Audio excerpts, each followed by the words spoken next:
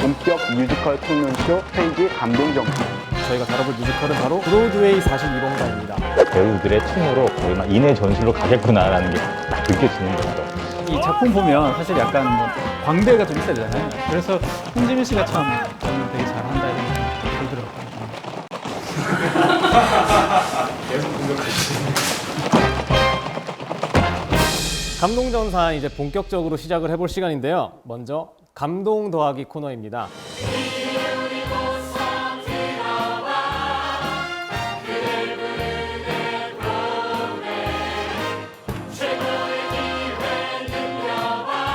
최수연 님이 남겨주신 리뷰입니다. 뮤지컬이기는 하지만 노래보다는 춤에 더 집중한 작품 같습니다.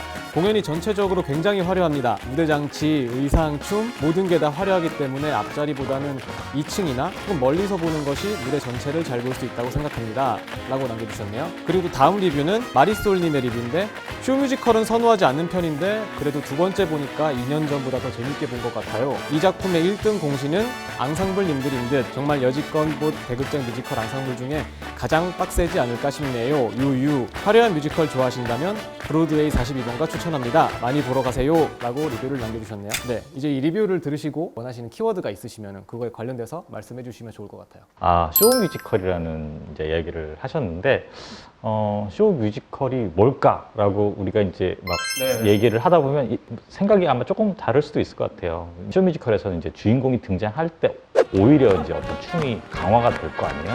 그런 점에서 봤을 때 전체적으로 작품에 힘이 완전히 충만한 그런 뮤지컬이 되겠죠. 그런 점에서 쇼 뮤지컬이라는 키워드는 결국 주인공의 춤 실력에 달려있다 라고 저는 생각합니다. 뮤지컬에서 이렇게 이 작품만큼 탭댄스가 전면적으로 드러난 작품 별로 없죠.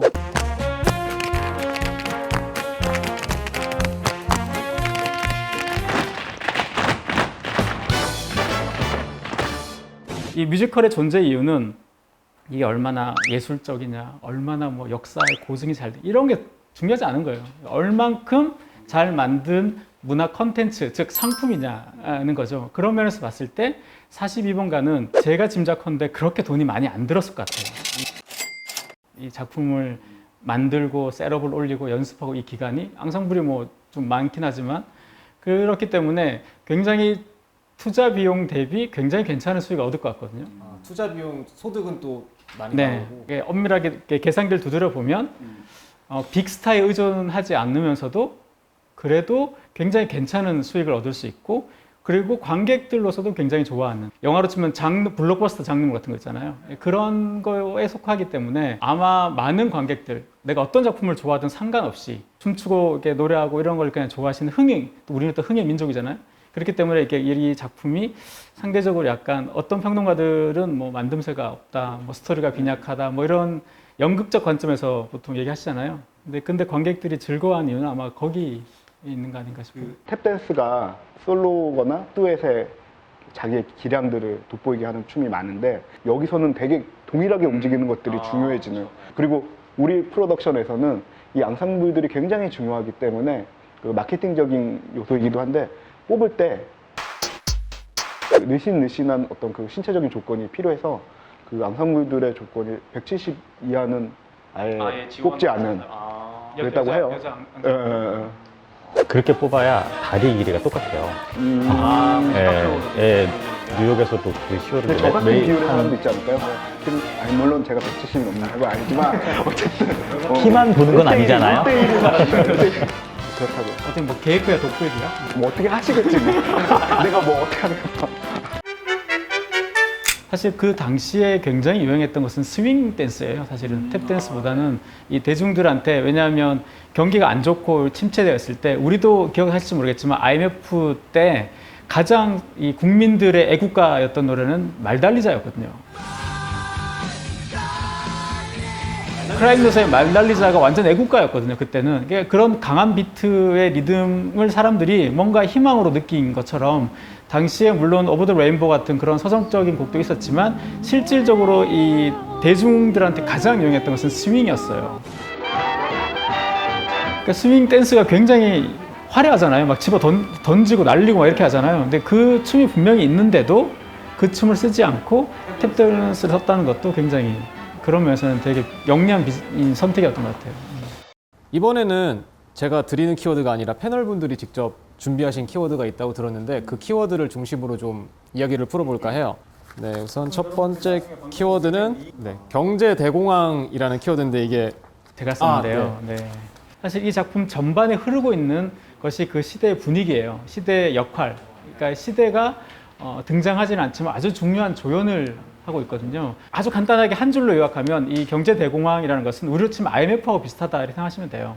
이 작품과 연관해서만 이제 설명을 드리자면 소비자들의 심리를 조사해 보면 내가 돈이 없을 예정이면 앞으로 경기가 안 좋으면 가장 먼저 줄이는 게 문화비하고 외식비를 제일 먼저 줄여요. 그러니까 당시에도 미국의 이제 공연 산업이 가장 먼저 타격을 입겠죠. 왜냐하면 공연장 티켓, 즉 뮤지컬이나 이런 공연장 티켓과 당시 생겨났던 새로운 장르가 영화였잖아요. 영화 티켓 가격이 8배에서 한 15배 돼요. 30년대 중반부터 이제 라디오, 뭐 TV 이런 것들이 이제 보급되기 시작하니까 무대 아니어도 더 싸게 화려하게 즐길 수 있으니까 그러니까 이제 사람들이 돈이 실질적으로까지 그렇게 없지는 않았어도 심리가 굳어버린 거죠. 그래서 가장 먼저 1차적으로 타격을 받는 곳이 이제 문화산업 쪽이었던 거죠.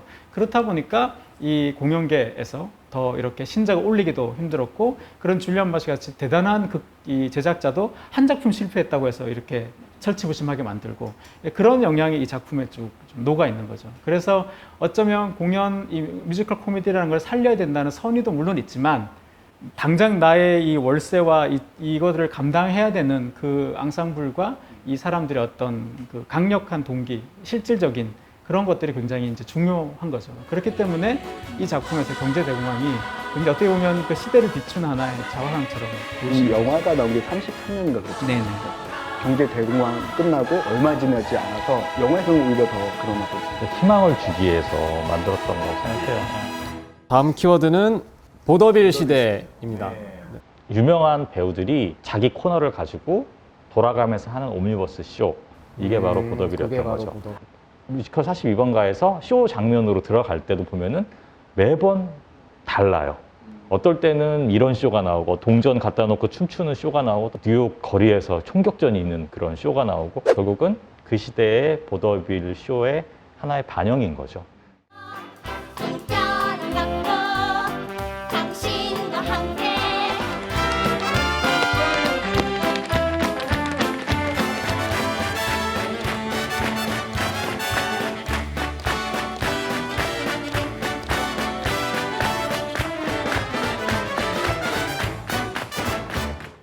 이번 이제 첫 회였는데 각자 이제 어떤 이 감동정산을 하시면서 이렇게 또 소감이나 이런 거 간단하게 좀 들어보고 싶은데 아무리 이런 얘기 많이 들어도 소용없어요. 사실 공연장 가서 작품 한 편 보기 더 훨씬 좋거든요. 그래서 이 방송을 보고 꼭 공연장으로 했으면 좋겠다. 이렇게 생각합니다. 거기에 관련된 자료를 찾아보고 대화에 동참하고 이런 것까지가 저는 온전한 뮤지컬 관람 프로세스라고 생각이 듭니다. 그래서 이런 기회를 통해서 이런 얘기가 앞으로도 좀 많이 해줬으면 좋겠습니다. 이게 사실은 1회가 아니라 영회라고 보시면 되고 여기에서 여차하면 없어지나요, 영회랑 하면 한번 해봤는데 안 된다, 접자. 그럴 수도 있고 많은 의견 주시고 많은 조언 주시면 거기에 기대에 걸맞게 발전하는 프로그램으로 만들겠습니다. 스테이지 감동정산 첫 회는 이제 이걸로 마무리 짓겠고요. 여러분 다음 화에서 찾아뵙도록 하겠습니다. 감사합니다.